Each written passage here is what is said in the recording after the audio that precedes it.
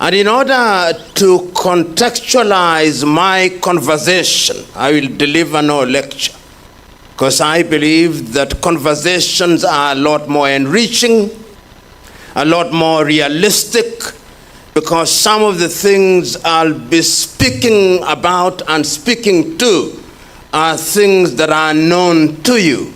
And what I'll be doing is possibly to speak about them from a different perspective. When one talks about Pan-Africanism, particularly today, there is the tendency from the one side to romanticize Pan-Africanism, to articulate Pan-Africanism as if it were a magic wand, which, when waved, will solve all African problems, whether they are technological, commercial, political, or otherwise. Then, from another perspective, that there are those who think that Pan-Africanism is merely a curiosity, one that we take refuge in order to massage our egos without more. But Pan-Africanism is serious business. It is serious business because it helps to give us a worldview of what we can do in order to give Africa and Africans a sense of direction and a sense of esteem. And Pan-Africanism must be traced to its origins. And of course, one will not go to the period prior to the interaction between Africa and other civilizations. But there was some element of Pan-Africanism. And those of you who are familiar with the works of Cheikh Anta Diop will be familiar with his very able articulation of the state of Africa before the advent of the colonizers, before the advent of slavery, classical slavery as we know it. But we must, in the nature of things, have what I call a historical cut-off point, particularly when we want to contextualize our discourse in the arena of education generally and higher education specifically. You will be familiar with the very early ideas of the great Sylvester Williams of Antigua and Barbuda in the Caribbean, when the whole idea of Pan-Africanism was gaining traction in the middle part of the 19th century. Fundamentally, as a reaction to the manner in which the African had been treated during slavery and the manner in which the African was being treated during colonization. And in its very embryonic stages, one begins to hear Africans talking about education as they understood it then, as one of the key avenues via which liberation understood broadly could be achieved. That ignorance was not bliss. You wanted to create an army of young men and women whose worldview was informed in a particular direction, the direction of liberating Africans, whether they were in the mother continent, in the continent of Africa, or they were in the diaspora in the Caribbean, or in Latin America, or Europe, or Australia. And you will see the series of meetings that are then held during that period. And specifically, they are iconic interactions, because when the colonizer came into the continent of Africa, education was informed by the colonizer. So that if you went to the former Portuguese colonies, there was a very deliberate effort on the part of the Portuguese to recruit a cadre of individuals who would then be taken to Lisbon to be trained and to go back, whether it was Guinea-Bissau or to Angola or Cabo Verde or to Mozambique or to Brazil, in order to serve the colonial infrastructure. And there were very few recruited in that regard. And when one is talking about education in many countries, one can actually identify them, because they then became political leaders in their various countries and were involved in establishing educational institutions. You can talk about Agostinho Neto in Angola, and you will read his poems to understand how great a mind he was. You will talk about Amilcar Cabral in Guinea-Bissau and Cabo Verde. You'll talk about Eduardo Mondlane in Mozambique. And you come to the former French colonies, the same. And there are people from La Côte d'Ivoire here. You'll know that institutions such as the Sorbonne had specific faculties that were created for the purpose of recruiting young Africans, people like Leopold Sédar Senghor in Senegal, Félix Houphouët-Boigny. And these were individuals who were specifically identified and picked to go for what was fundamentally indoctrination. And of course, the British also did the same thing. And that is how you then understand how they were picked, whether you are talking about in countries such as Zambia, they would pick people like Kenneth David Kaunda; in Malawi, Kamuzu Hastings Banda; in Kenya, Jomo Kenyatta; in Tanzania, Julius Kambarage Nyerere, and one would go on and on. And even if you went to the apartheid regimes in South Africa, you'll find that individuals such as Nelson Mandela were directed towards Fort Hare. And Fort Hare was deliberately designed to train young people in order to support what was fundamentally a legal regime and a political regime that was meant to perpetuate itself.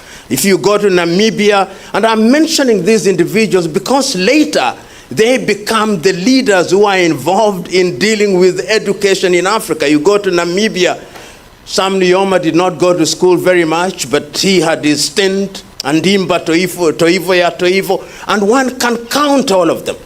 So that the Africa that you are talking about and the education that you are talking about is an education system that was designed to undergird the colonial system.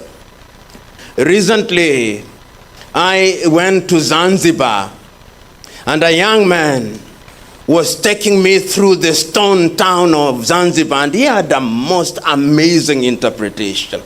He told me, this is one of the schools that they built in order to teach Africans to think like them. Then this is one of the churches that they created so that they could teach the Africans to worship like them and to paralyze their spirituality. And this is one of the hospitals where they treated them when they were sick so that they could serve them. I thought that was ingenious. It was a correct interpretation, so that whenever the African was educated, it was not by design that you should help your fellow Africans. That was coincidental. You are simply an agent and a vessel for purposes of ensuring that you serve the colonial masters. The French and the Portuguese were more blatant.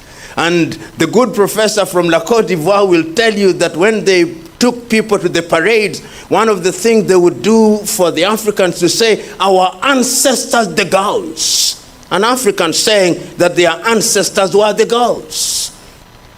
And it is in that context that therefore you must understand, when we are talking about the establishment of education facilities across the continent of Africa, universities were informed by that.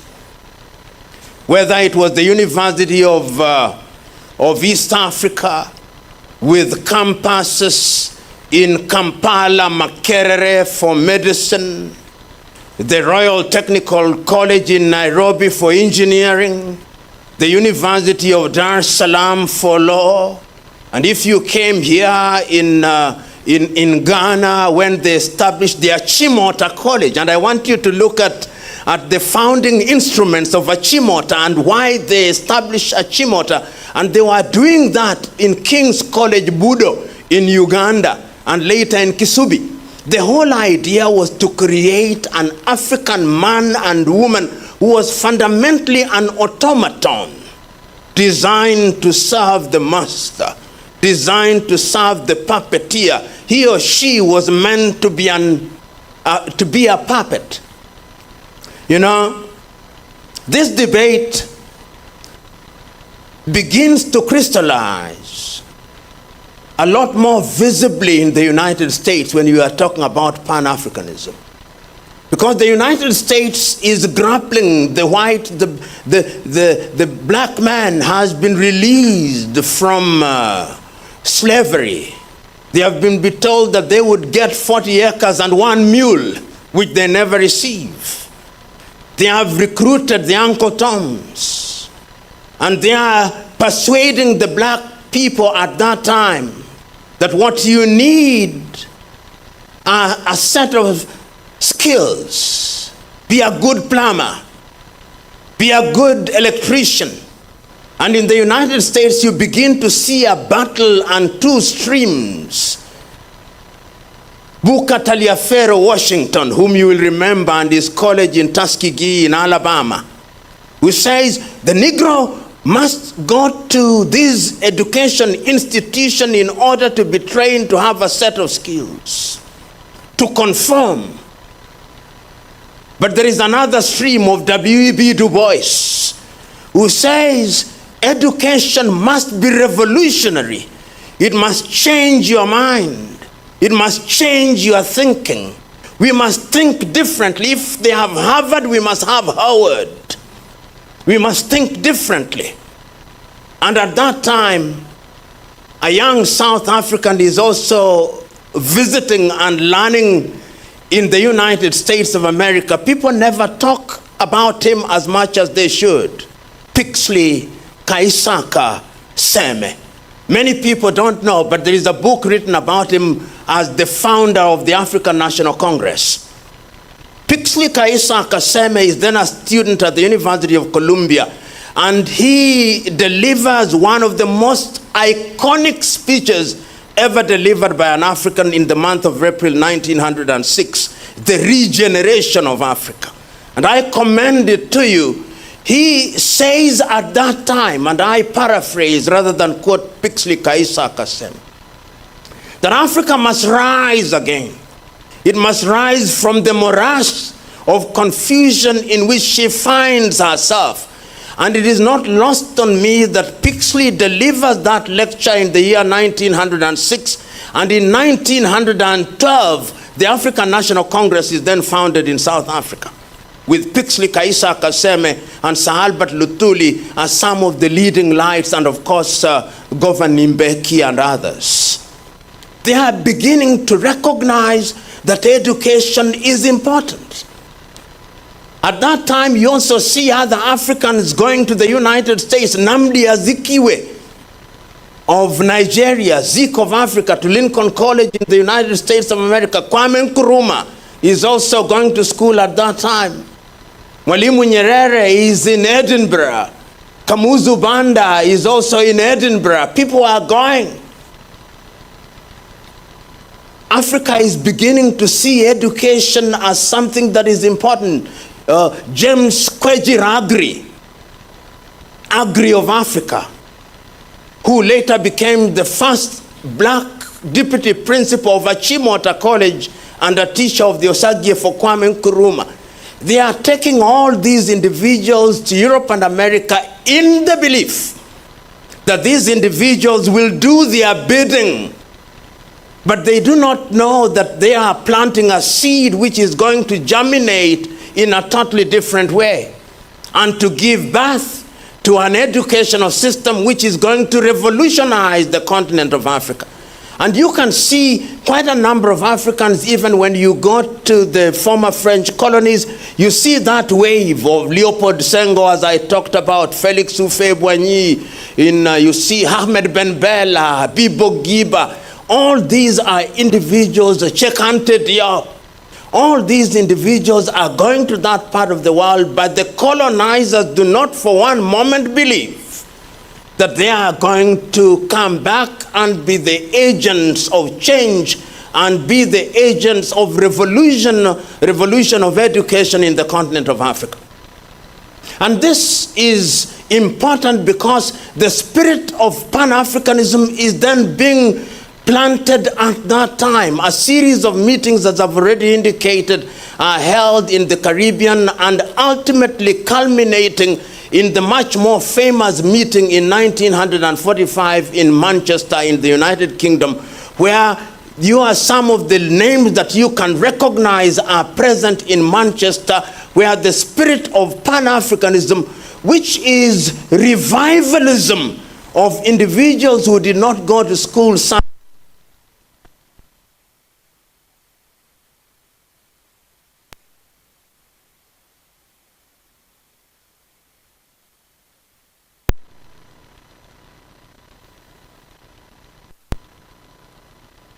I want us to see education from a totally different perspective.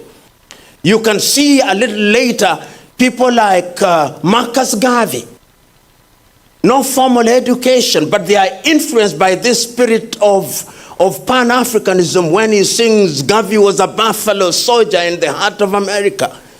When you hear people like Fela Anikulapo Kuti, much later in Nigeria, Miriam Makeba, from Southern Africa, you can see the arts are being influenced by these. And ultimately, when we talk about Pan-Africanism 1945, you begin to see a people who know that in order for Africa to realize our potential, our people must begin to work together. And it's instructive. You see people like Walter Rodney from Guyana. These are academics. Ame Sessoa from Martinique, and you can see the writing at that time. After 1945, we then begin to see the agitation, both from the political front and across the continent. Kwame Nkrumah, Osagyefo, is, in my view, the high priest of it all. He sees it differently. Julius Nyerere sees it differently. Magai of Sierra Leone, Tubman, Ahmed Ben Bella, and one can go on and on. They are saying there is something that unites us as Africans, and that thing is what must inform everything we do, leading to the very famous statement by the Osagyefo himself, "You are not an African because you are born in Africa, but you are an African because Africa is born in you." So that you can see the clarity and the purity of thought processes at that time. But the neo-colonial Europe is not resting. In former French colonies, what have they done? Felix Houphouët-Boigny is the deputy in the French parliament. Leopold Sédar Senghor is a deputy in the French parliament. And what they do, and excuse me, for the French, they also gave you a wife to ensure that you are under very close marking at all quarters. So you can see that your education beyond the Sorbonne, you are also educated at home. So, and all these things, with the help of hindsight, they are very deliberate. They are very deliberate. And you can see that they are doing that because they want to ensure that even after you have left their country, they are still in control of their processes through you. In the United States of America, a debate now rages. The Taliaferro-Washington approach, where you conform without transforming, and the W.E.B. Du Bois approach where you transform education. And remember, W.E.B. Du Bois is the person who then, I think he earned the first PhD, African-American to earn a PhD at the University of Harvard. I think he's buried here in Ghana, W.E.B. Du Bois. And another man emerges from the United States, Carter G. Woodson, in 1933. He's involved in the education system, and he writes a book, The Miseducation of the Negro.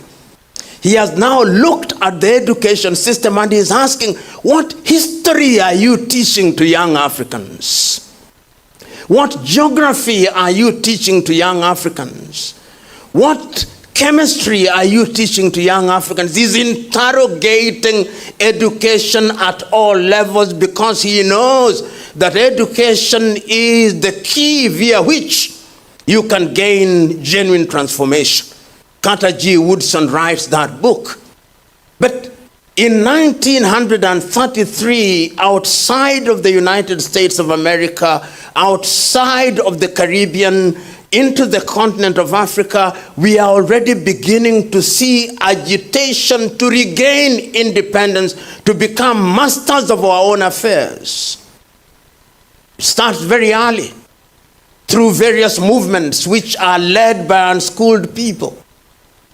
Unschooled from the Western perspective. Agitation about land rights, because these are going to become important later, even at the university. The Mau Mau movement in Kenya, the Hehe rebellion in Uganda in the 1990s, Omuka Makabarega of the Bunyoro Kitara Empire. Here in West Africa, we see the resistance in Benin. And we see the resistance among the Yoruba people, the Temne and the Mende in Sierra Leone. So there is activity across the continent culminating in the formation of political organization, paradoxically and ironically by the people who are trained in Europe and whom they thought would be their agents, giving meaning to what is written by Kenya's Ngugi wa Thiong'o in his book, The River Between, when he instructs his chief character, Waiyaki, go unto the white man and learn what he teaches you, but come back and do the right thing. You can see that the impact is also in the literature of it.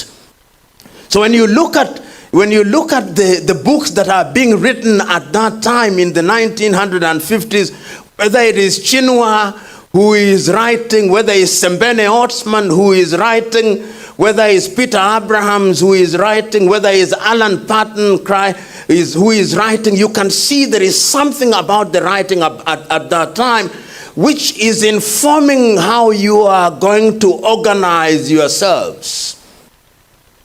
And when Nkrumah comes back to Ghana, invited by the UGCC, he finds a few conservatives, because there'll always be such, who think that the slave master's house is fine. Just make it a little better. And as one wise man said, one of the greatest danger, the most dangerous things is to have a happy slave.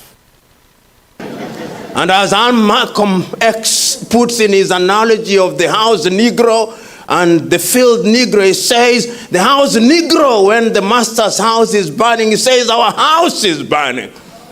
But the field Negro says, let it burn down. So you can see, even within the educated class, the quality of education has affected people differently. And those of you who are Ghanaians now know when Kwame writes his book, Dark Days in Ghana, when he is exiled in Conakry, and he talks about why the CPP was, where he created his own political party, you can begin to see the urgency of the moment. And it's not only happening there, it is happening in different parts of the world.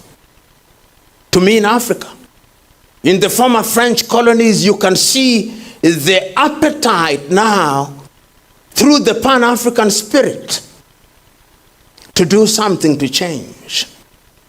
we fight and regain independence. And it's never lost on me that is those who are Western educated of whatever kind who are in the forefront of the struggle for independence. In South Africa, as I've already stated, it starts with Kaisa Kaseme, it starts with Luthuli. The other ones take it over, Nelson Mandela and people like Mbeki a little later take it over. You go to Swapo in Namibia, the ones who take it are Sam Nujoma, Andimba, Haman Toivo, Ya Toivo. You go to Mozambique, it is Mondlane and Samora. You go to Malawi, it is Kamuzu. You go to Zambia, it is Kaunda and Kapwepwe. You go to Angola, it is Neto, Savimbi and Roberto. You come to Kenya, it is Jomo, Oginga and Thomas Joseph Mboya and Gikonyo.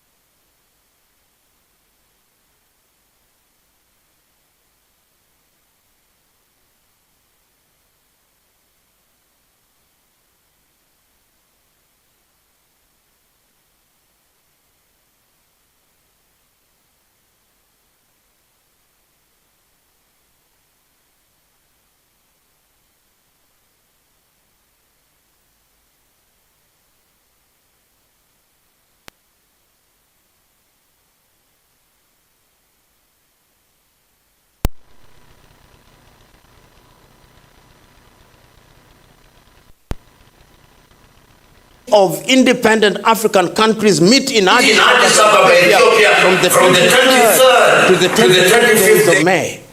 The agenda is loaded. Kwame is clear. But it must always be remembered that people meet in Addis Ababa when Africa is split into two ideologically on all things.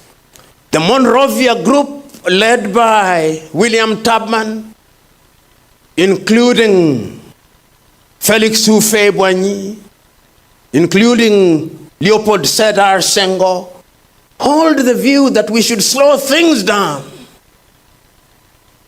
The Casablanca group, led by Kwame Nkrumah, Modibo Keita, Ahmed Ben Bella, Gamal Abdel Nasser, say we must change things now. So they meet in Addis Ababa as the Monrovia group and the Casablanca group. Ultimately, the OAU is a creation and a triumph for the Monrovia group. So Africa creates a weak organization. And I say this because ultimately when you look at the institutions that are then formed even on education, they begin to germinate from Addis Ababa. So we go back. And we start now to struggle for independence for the countries that have not regained independence. The Freedom Fighting Office is opened in Dar es Salaam in Tanzania to focus on apartheid, South Africa, and Ian Smith's Rhodesia, and Southwest Africa and other countries that have not regained independence. But now, the new countries are faced with reality. You go to some of the countries, you only have one graduate or 10. And I want you to look at each one of those countries. Look at Rwanda, Urundi. There were no more than 10 graduates. Look at Kenya. There were no more than 500 graduates. And you can go on and on. You have a crisis of governance. In fact, the French countries are worse. Guinea-Conakry, I forgot to mention Ahmed Sékou Touré. When the French are leaving after the yes-no vote in 1958, they destroy everything in Algeria, they destroy everything in Guinea-Conakry, they destroy everything in Mali, then the Sudan. They destroy everything. Now, how do you govern? How do you have universities when there are no lecturers? How do you run your hospital facilities? How do you deal with agriculture? You've inherited institutions where there is not possibly a single African professor. How do you do this? The crisis of education now comes in, and you have to go into quick training. And that is where, and I'm jumping this, where the airlifts now come in. The airlifts are happening in different parts of the world. Ghana, you are now on a crash program, taking young people to the United States of America, taking people to the United Kingdom in Ruskin College, taking people later, of course, to the Patrice Emery Lumumba University in Moscow, because there is also a competition there. The Soviet Union, because it is now also a struggle for the neo-colonial project, is now alive. So in Kenya, they have what is fundamentally the Kennedy Airlift. The Kennedy Airlift in Kenya is initiated, actually, Kenyans don't actually accept, but this is the reality. The Kennedy Airlift is attributed to Thomas Joseph Mboya, but it was a Gikonyo Kiano, who, having earned his PhD in the United States, who came with the idea. And then they take 800 people to become the civil servants. On the other hand, the Soviet Union is also taking people to Hungary, East Germany, and the Soviet Union. There is a crash of people who then come back to become pioneer educationists. And you see it in Tanzania, you see it in different ways. And I say that we may understand the Pan-African component of education and the ever-present hand of the neo-colonizer in the entire arrangement. So those of you who went to the Soviet Union, you come in, once again, you always went there, and they came with Russian girls who are watching them very closely. And if you look very closely, out of 10, 7 were married to Russian girls or East German girls. Those who go to the United States, and for the ladies, of course, you are a little bit more discreet, so you never came with the men. But for the men, you find they come up either with Caucasian or African Americans. But you can see the process of indoctrination is alive and well. So when they come back, they begin to populate our universities. And the universities are organized in a manner, as I said a little earlier, the East African University in Dar es Salaam, or rather in Kenya and Tanzania and Uganda, you now have specialty. It's called the University of East Africa. That is what we inherit. How do we deal with the University of East Africa? They were specialized. And I said a little earlier, some countries don't have a university at all. You are in Rhodesia, you are in Nyasaland, you are in Zambia. You begin to create universities. You create the University of Zambia. You are in Rwanda, Urundi.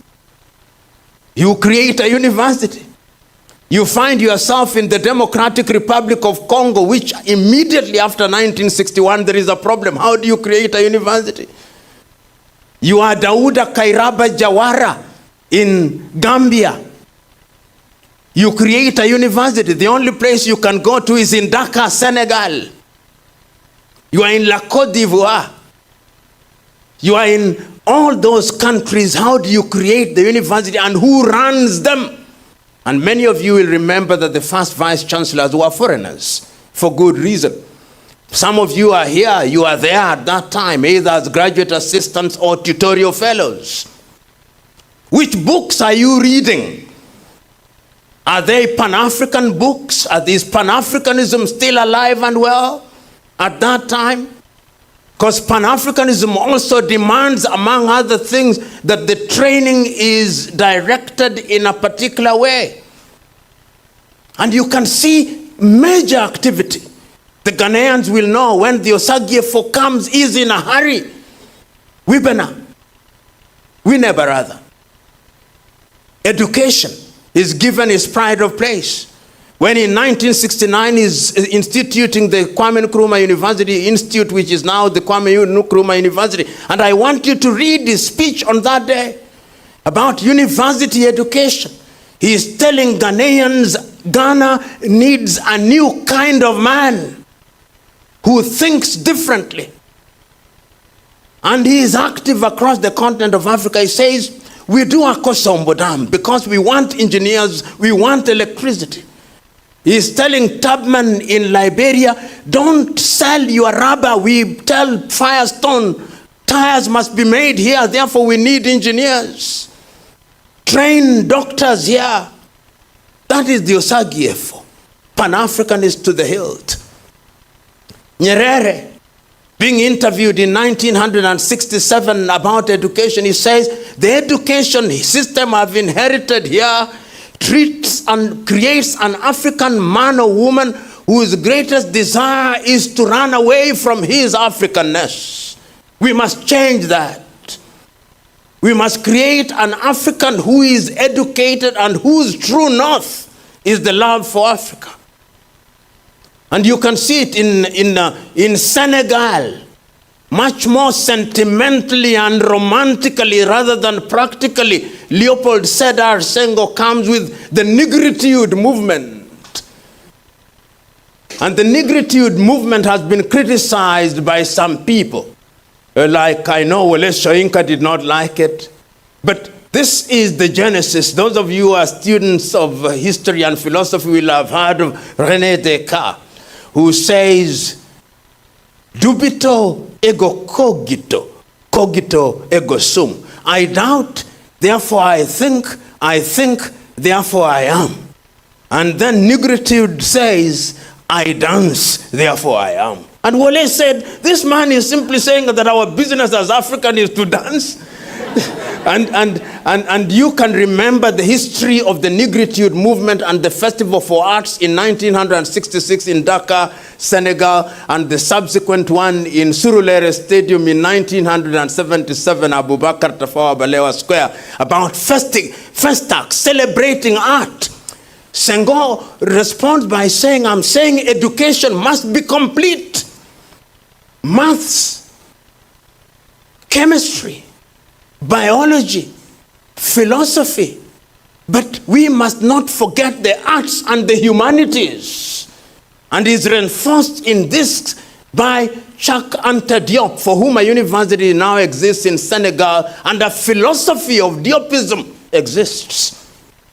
You can now begin to see that there is this sometimes rising, sometimes ebbing away of the desire to create an education system that is going to address our needs.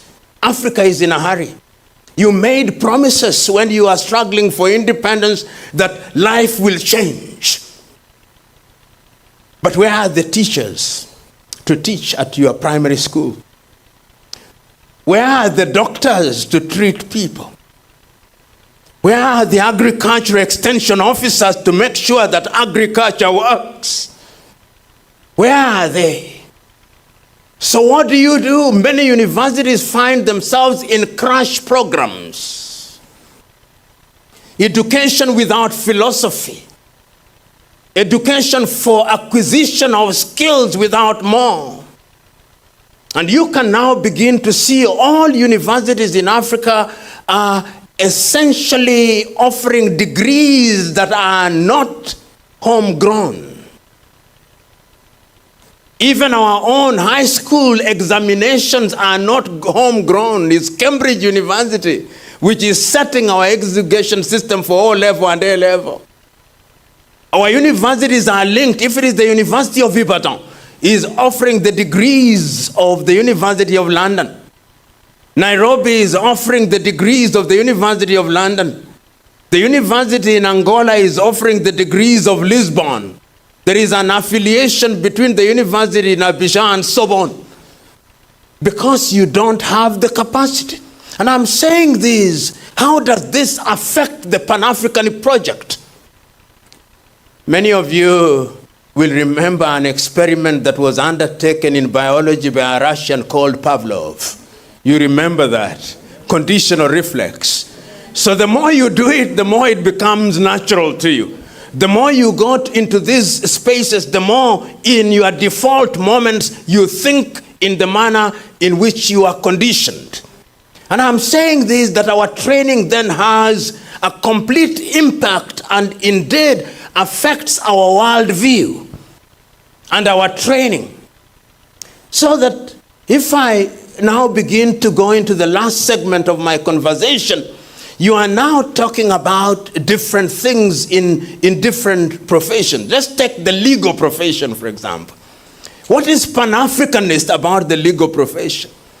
There are three streams of legal profession that you see in Africa.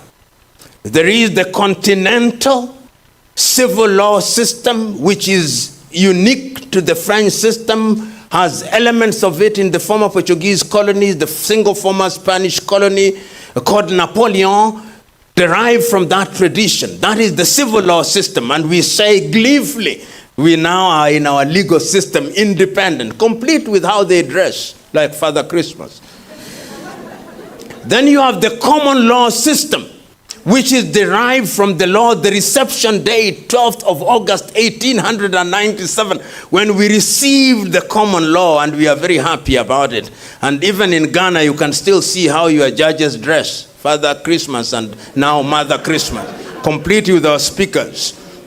Common law. Then when you go south, the other tradition is Dutch Roman. So what is Pan-African about all these? Nothing Pan-African about all these. And we say that African customary law is only applicable to the extent that it is not repugnant to justice and morality. Whose morality we do not say, but we know.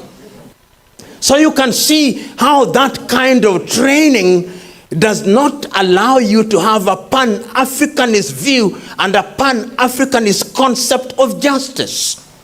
When we come to land tenure systems, here in Ghana, for example, you have land tenure systems in the different communities. You are now being told that we have imported a system of land tenure system from Torrens system in Australia to be applied here. You can now begin to see, and I say this because it is contemporary, even as I speak. I remember a case that was tried in Tanzania by a West African, I think he's Guyanese, Telford Georges. He was then the Chief Justice of Tanzania immediately after independence. And a Tanzanian man was charged with the offense of bigamy. And the offense, of course, when you are found guilty, you are then jailed, because the law said that marriage is the union of one man and one woman to the exclusion of all others. But then Telford Georges said, but in traditional African societies, marriage is the union of one man and all women. So he was saying that the mores of the society is different. So why do you criminalize? That was his argument. And you can see that these are extant issues about Pan-Africanism. How do you deal with people in that regard? And the most recent, those of you who come from Rwanda during the post-genocide, the Gacaca. The Gacaca jurisprudence is rich. How many people are rehabilitated through Gacaca? Hundreds of thousands. How many people has the Rwanda tribunal in Arusha tried? Not more than 10. And recently, Felicien Kabuga has no responsibility. Another one is arrested. How many years since the genocide? Can they go back into their societies? They cannot go back. Those who came to the Gacaca, are they back in communities? Yes. Pan-African. Is it homogeneous? No. It is unique. What is applicable amongst the Asante is not necessarily so amongst the Zulu. Unity in diversity. That is in the area of law. Medicine. Recently, what are we teaching in our medical schools? Is there something Pan-African about it? No. The greatest claim to fame of an African doctor is that I went to the London School of tropical medicine. And when they say it, they shake their head. Is there anything wrong with it? But I am urging you, if you ever want to get sick in Europe, don't have malaria, choose another disease. Because you then become a medical curiosity. They don't know how to deal with it. I'm sure some of you have found themselves in such a space. They don't. But are we undertaking research here? Right now in Africa, the greatest, the most famous research that is going on malaria vaccine is by the University of Oxford. They are funding it. It is we who should be funding that, because it is something that is common to us. Herbal medicine. Have we mainstreamed herbal medicine? No. Last year, a number of children died out of cough syrup in Gambia. Many of them out of some cough syrup medicine that was made in India, and the government of the Gambia has now hired an American law firm to represent them. I'm still talking about Pan-Africanism. So you can see, and recently during COVID, you could see when the Malagasy Institute of Applied Science came up with a medication, COVID organic. How many ordered it? Only 2 countries. 3, I think. John Joseph Magufuli in Tanzania, Equatorial Guinea, and I think Ghana doubled with it. But we have more faith in AstraZeneca, Moderna, Sputnik. And I asked at one time, does the Bureau of Standardization in any of our African countries have a standard for those vaccines? No. And why have you all been vaccinated? By faith. By faith. Because you don't know. So you can see that, but herbal medicine, and I'm saying this because this is Pan-Africanist. You go to India and look at Ayurveda, mainstreamed. They have mainstreamed their own medication. And people now go to health farms in India and Kerala. You go to China, they have mainstreamed their own medication. But you talk about African medicine is, that was witch doctors. Our African doctors are witch doctors. Black magic. So I'm saying, why are we not teaching these? Go into engineering. Right now, in every African country, what you see are Chinese. We have been producing engineers in the thousands. But what do you see? Which begs the question, what are we teaching in our engineering schools? What about environment? Is there a Pan-Africanist element in that regard? Look at the plastic pollution. Look at our own contribution to the COP and climate change.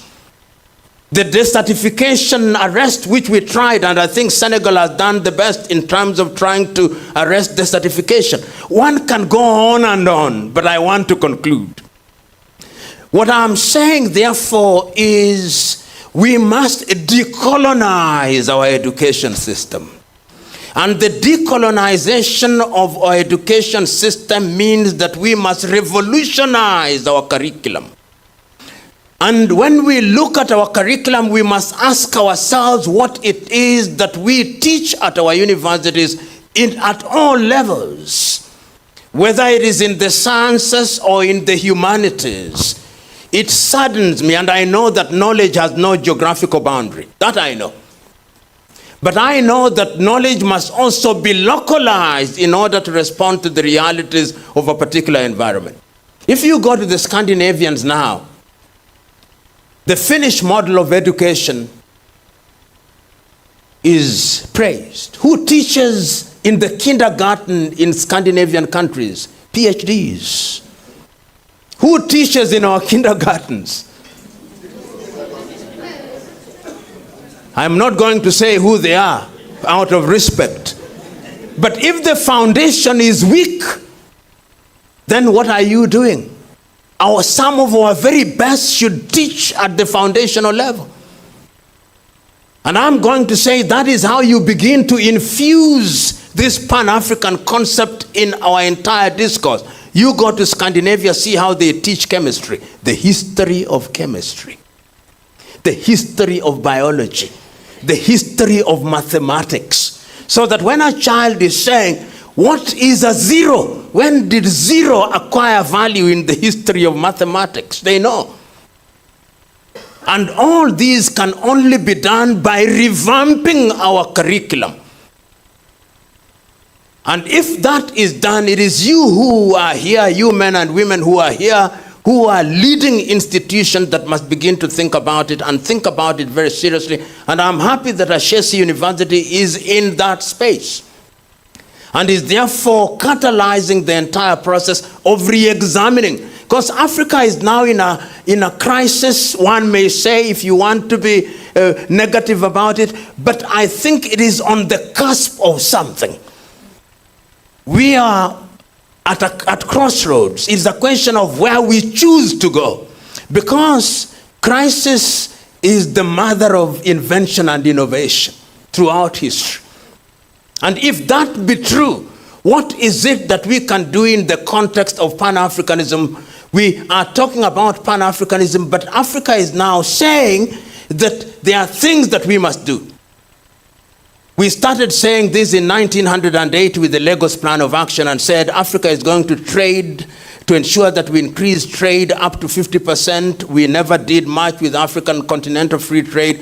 We started saying that we must have African things in the sector of aviation. In 1988, we came with the Yamoussoukro Declaration. In agriculture, we came up with the Malabo Declaration. We came up with the Declaration on Health in Abuja in 2001. On women, we came up with the Maputo Declaration. All these now must be taught at the universities. They are not being taught. Are we teaching Africa Agenda 2063 at any university on a serious note, or we just mention it fleetingly? Those of you who are in the departments of economics, are you teaching Africa Continental Free Trade Area, and are you looking at the tariff and non-tariff barriers here in ECOWAS? In SADC, are you looking at them? In East African Community, are we looking at them? In Central Africa, are we looking at them? In the Maghreb, are we looking at them? And I'm suggesting that it is only through a Pan-African approach. In other words, telling us that there is something unique about the manner in which you do things. And there is something that is happening of a young man from the Gambia who got a scholarship to go to the United States, and he chose to go to the university in Rwanda, and I loved it. Because the Rwandese may be small, but there are certain things that they are getting right. Right now in Mauritius is a small country, but is becoming the focal point in terms of financials. Are we teaching that? Which books are we reading in our universities on economics? Are we reading Dambisa Moyo? Or we are reading Michael Todaro?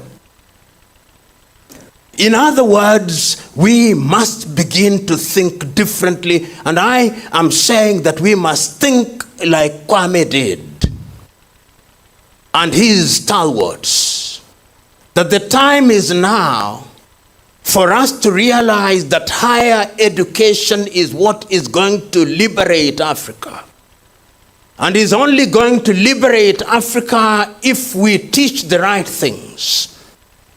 And is only going to liberate Africa if we implement the right things.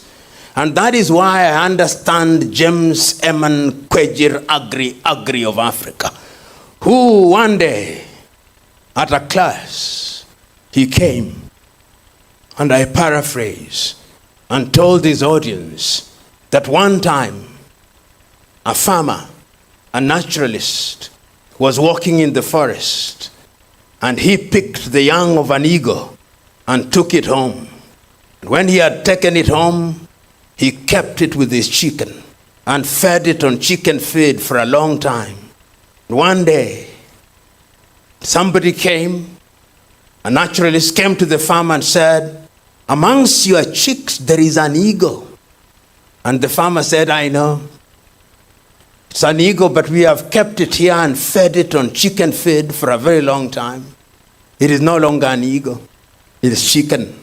And the naturalist said, no, once you are an ego, you are always an ego. Let us try and see if it has some egohood remaining in it. And he put it on the palm of his hands and urged it to fly, and it refused to fly. And the farmer said, I told you. It was once an ego, but it's no longer an ego. We have fed it on chicken feed for too long. The naturalist came again and said, no, it is an ego.